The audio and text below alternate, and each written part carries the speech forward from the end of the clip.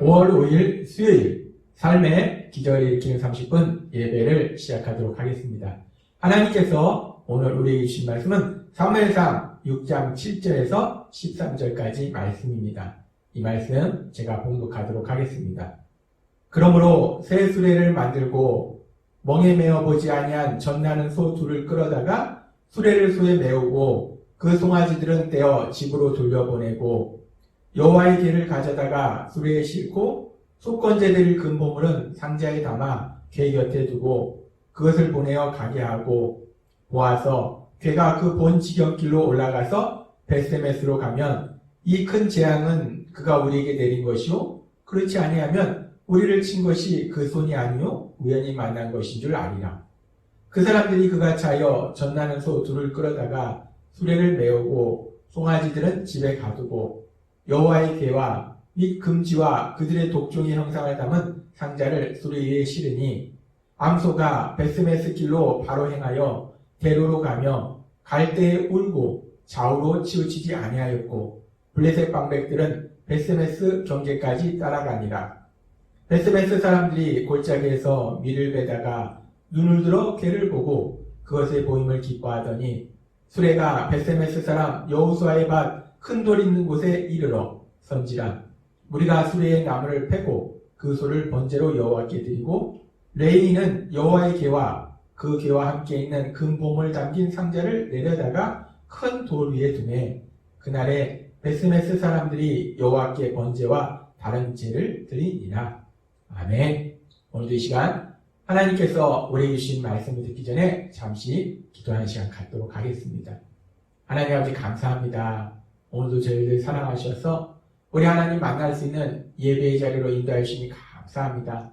하나님 아버지 오늘도 하나님께서 말씀하실 때 하나님의 말씀을 통해서 우리가 믿는 하나님이 어떤 하나님이신지를 다시 한번 기억할 때 그 하나님을 믿음으로 담대하게 세상을 살아가는 저희가 될 수 있도록 은혜 베풀어 주옵소서. 예수님의 이름으로 감사하며 기도드리옵나이다. 아멘. 우리가 사무엘상 말씀을 통해서 앞에 살펴봤듯이 이스라엘 백성들이 블레셋과 전쟁을 합니다. 그런데 이스라엘이 블레셋에 처참하게 패배합니다. 처참하게 패배할 뿐만 아니라 하나님의 임재의 상징 여호와의 언약궤까지 블레셋에게 빼앗깁니다. 근데 오늘 우리가 읽은 말씀은 그 여호와의 언약궤가 다시 이스라엘 땅으로 돌아오는 과정에 대한 말씀입니다. 오늘 말씀에 보면은 이 블레셋 땅에 언약궤에 갔을 때 언약궤를 통해서 여호와 하나님을 통해서 이 블레셋 지역에 아스돗이나 가드나 에글론 지역에 무서운 재앙이 내립니다. 그래서 결국 블레셋 사람들이 이 여호와의 언약궤가 이 언약궤를 통해서 여호와 하나님이 자신들한테 재앙을 내렸나 보다 라고 생각해서 이 여호와의 언약궤를 이스라엘 땅으로 다시 돌려보내기로 결정을 하고 진행을 하면서 그러면서 그들이 다시 한번 확인하고 싶어 합니다. 진짜 이 재앙이 여호와 하나님이 내린 것이냐 아니면은 그냥 아주 우연히 이 재앙이 우리에게 내린 것이냐. 우리가 한번 여호와의 언약궤를 이스라엘로 돌려보내면서 확인해보자 라는 생각으로 이 블레셋 사람들이 이렇게 진행합니다. 오늘 우리에게 주신 말씀을 보면 사무엘상 6장 7절에서 9절에 이렇게 말씀합니다. 그러므로 새 수레를 만들고 멍에 메어 보지 아니한 젖나는 소 둘을 끌어다가 수레를 소에 메우고 그 송아지들은 떼어 집으로 돌려보내고 여호와의 길을 가져다가 수레에 싣고 속건제 드릴 금보물은 상자에 담아 궤 곁에 두고 그것을 보내어 가게 하고 보아서 궤가 그 본지경길로 올라가서 벳세메스로 가면 이 큰 재앙은 그가 우리에게 내린 것이요 그렇지 아니하면 우리를 친 것이 그 손이 아니요 우연히 만난 것인 줄 아니라. 이들이 생각한 방법은 이 어린 송아지가 있는 젖먹이는 어린 송아지가 있는 이 소 두 마리를 끌어다가 수레를 끌게 하고 그리고 송아지는 집에 가둬둔다는 것입니다. 그렇게 이 어린 송아지가 있는 암소 두 마리가 수레를 끌고 송아지를 집에 가둬두면 이 본능적으로 이 암소는 당연히 어디로 가게 되는가? 당연히 자신의 새끼들이 있는 송아지가 있는 집으로 돌아가게 된다는 거예요. 근데 만약에 이 암소들이 본능적으로 집으로 돌아가는 것이 당연한데 그럼에도 불구하고 이스라엘의 베스메스 땅으로 직진해서 가면 그것이야말로 정말 하나님이 자신들에게 재앙을 내린 것이 맞다는 증거가 된다라고 생각했어요. 그래서 그대로 실행했습니다. 그런데 어떤 결과가 나왔는가? 사무엘상 6장 12절은 이렇게 말씀합니다. 암소가 베스메스 길로 바로 행하여 대로로 가며 갈 때 울고 좌우로 치우치지 아니하였고 블레셋 방백들은 베스메스 경계까지 따라가니라. 일반적으로 보면, 자의적으로 보면 이 암소들은 송아지가 있는, 새끼가 있는, 그 어린 새끼가 있는 집으로 돌아가는 것이 당연합니다. 그런데 아주 이상하게 이 암소들이 새끼가 있는 집으로 돌아가는 것이 아니라 이스라엘의 베스메스 땅으로 직행하더라는 거예요. 이것을 통해서 다시 한번 이 블레셋 사람들은 자신들한테 내린 재앙이, 우리한테 내린 재앙이 여호와 하나님이 하신 것이 맞구나 라는 것을 확인합니다. 그렇습니다. 우리는 이 말씀을 통해서도 다시 한번 여호와 하나님, 그 모든 것을 할 수 있는 하나님, 그 전능하신 하나님께서 이 블레셋 지역에 재앙을 내리셨다는 것을 다시 한번 확인할 수 있습니다. 그러면서 우리가 지금 생각해 볼 수 있는 것은 이렇게 여호와의 언약궤를 빼앗긴 이스라엘의 상황은 어떠했을까? 이 여호와의 언약궤, 단순히 그 언약궤는 상자가 아닙니다. 이스라엘 백성이 애굽에서 종으로 살고 있을 때 하나님께서 그들을 불쌍히 여기셔서 그들을 10가지 재앙을 통해서 애굽에서 구해주시고 이제 광야 시내산에서 하나님께서 십계명의 말씀의 돌판을 주시고 그 돌판을 보관하도록 언약궤를 만들도록 하셨어요. 그 언약궤는 십계명의 돌판을 보관하는, 그리고 또 하나님의 임재를 상징하는 그런 언약궤였다는 거예요. 그런데 이런 하나님의 언약 임재를 상징하는 여호와의 언약궤를 빼앗겼습니다. 그들을 가나안 땅에 정착하게 하시고 그들을 보호하셨던 그 하나님, 그 하나님의 임재하심을 상징하는 여호와의 언약궤를 빼앗겼어요. 그러니 더 이상 그들이 무엇을 의지하고 이 땅을 살아갈 수 있겠습니까? 그들에게는 소망이 없어요.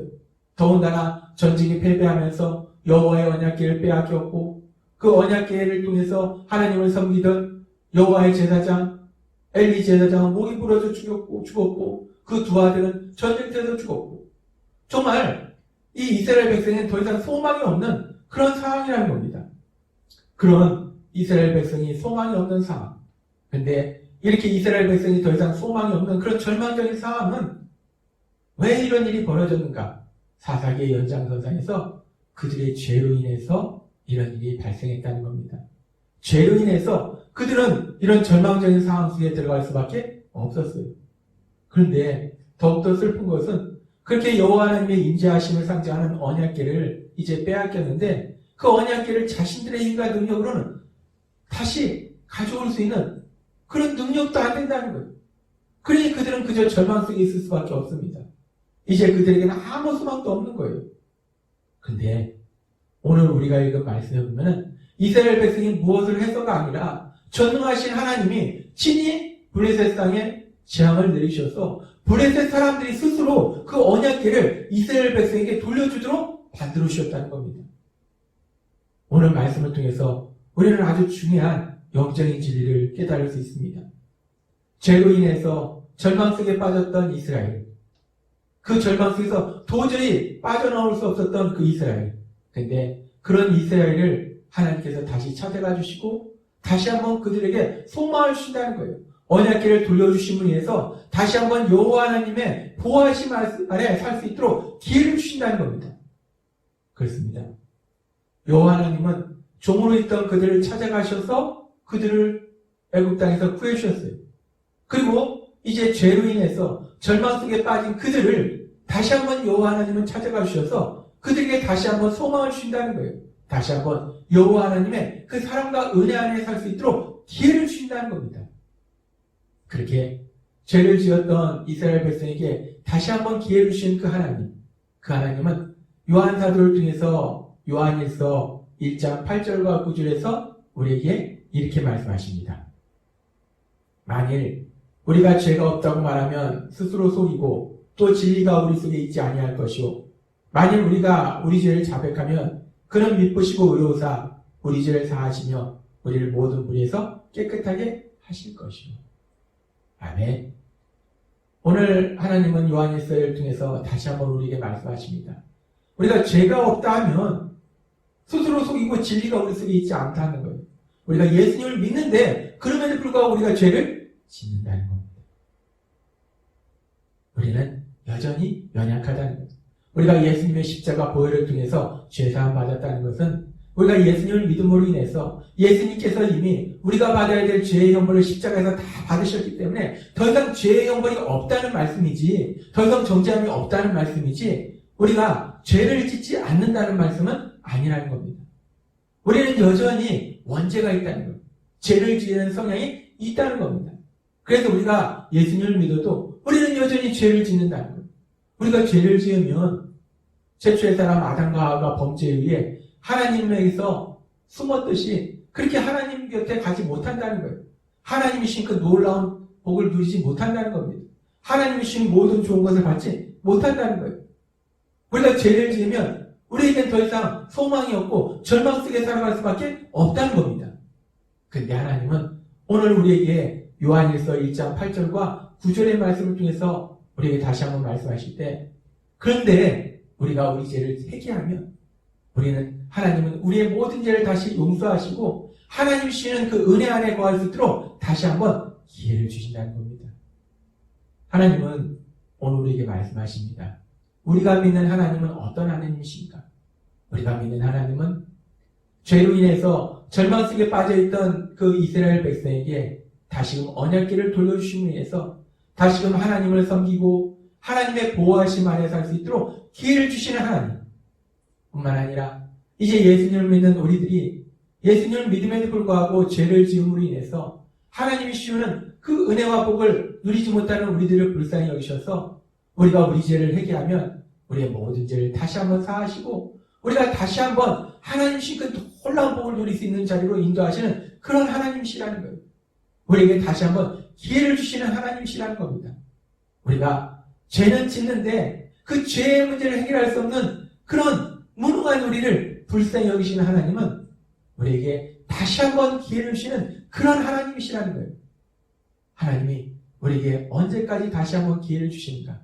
하나님은 우리가 잘할 때까지 기회를 주시고, 그래도 못하면 또 기회를 주시고, 그래도 못하면 또 기회를 주시고, 그렇게 계속해서 우리에게 기회를 주셔서 우리가 결국은 하나님 주신 참된 복을 누리는 그 자리로 나아갈 때까지 계속해서 우리에게 기회 주신 하나님이심을 믿습니다. 오늘도 하나님께서 우리에게 주신 말씀을 통해서 우리가 믿는 하나님은 우리의 죄를 용서하셔서 우리에게 다시 한번 기회를 주시고 우리가 잘할 때까지 계속해서 기회를 주시는 사랑의 하나님이심을 믿음으로 인해서 담대하게 세상을 살아가시는 여러분이 되시길 주님의 이름으로 축원합니다. 기도하겠습니다. 하나님 아버지 감사합니다. 오늘도 주신 말씀을 통해서 우리가 믿는 하나님은 우리가 비록 죄를 지었을지라도 우리가 회개하면 우리의 죄를 용서하시고 다시 한번 하나님이신 놀라운 복을 누릴 수 있는 자리로 인도하시는 다시 한번 기회를 주시는 하나님이심을 우리에게 말씀해 주시니 감사합니다. 하나님, 오늘도 우리에게 주신 말씀을 믿음으로 우리가 비록 연약하고 어리석어서 죄를 지었을지라도 회개함으로 하나님이 주신 그 기회를 통해서 다시 한번 하나님 주신 복의 자리로 나아가는 저희 모두가 될 수 있도록 은혜 베풀어 주옵소서. 예수님의 이름으로 감사하며 기도드리옵나이다. 아멘. 오늘 이 시간 하나님께서 우리에게 주신 말씀을 묵상하고